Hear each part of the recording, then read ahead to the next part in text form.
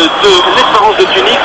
Et il faut s'attendre maintenant à de graves sanctions pour cette équipe d'Égypte qui nous fait honte et qui se comporte et qui continue de se comporter comme une équipe de n'importe quoi. Je ne sais pas quoi vous dire.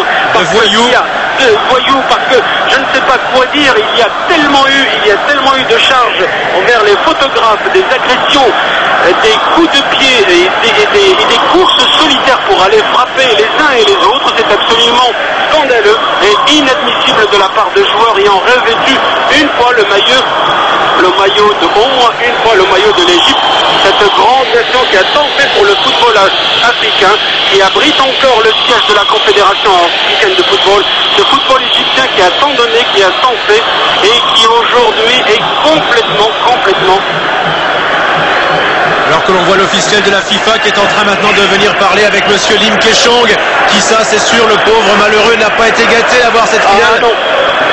Et non Rémi, et non. On le disait, j'espère que cette réhabilitation, cette occasion de se réhabiliter, j'espère qu'elle sera la bonne pour lui. Bon, il n'est malheureusement pour rien, il a été débordé. Nous avons vu des joueurs égyptiens complètement déchaînés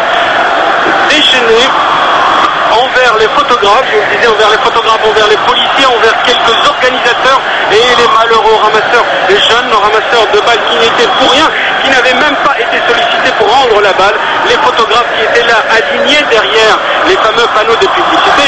Déjà les panneaux de publicité avaient été bien abîmés par quelques joueurs, mais là ce sont les photographes, et il y a bien sûr la presse internationale, la presse locale tunisienne en nombre et bien sûr des photographes égyptiens. La partie va reprendre tant bien que mal, les esprits se sont-ils calmés, on va le voir, mais c'est triste et malheureux Rémi d'assister à des scènes aussi pénibles aujourd'hui à un tel niveau de la compétition. Encore la mauvaise image de l'Espérance et qui n'est absolument pour rien pour le moment.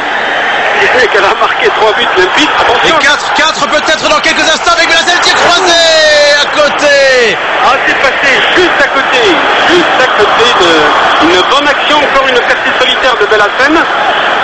Bien lancé par Malitoli. Oui, je vous disais que l'Espérance, donc cette 30e édition devait consacrer, donc elle consacrera sans doute, on va le savoir dans un petit moment, un grand club également, l'Espérance sportive de Tunisie, mais dans le même cas, elle nous a attristés par les images pénibles auxquelles nous avons assisté il y a quelques minutes là, sur le... Qui avait légèrement touché la balle de la main, l'arbitre n'a pas sifflé, il y a Kenati déposé du ballon. Je peux vous dire concernant Gapsi qu'il était rentré déjà comme joker, comme remplaçant pour la finale aller il y a 15 jours au Caire. Ouais, une bonne balle donnée par Malitoli à Amrouli, centre d'Amrouli, qui cherche la tête de Malitoli, ça n'est pas terminé, reprise de volée au-dessus.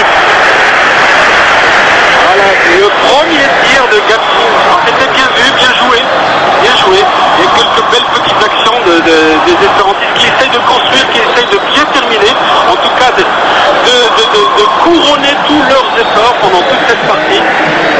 On va bientôt atteindre la dizaine de minutes avant la fin de match.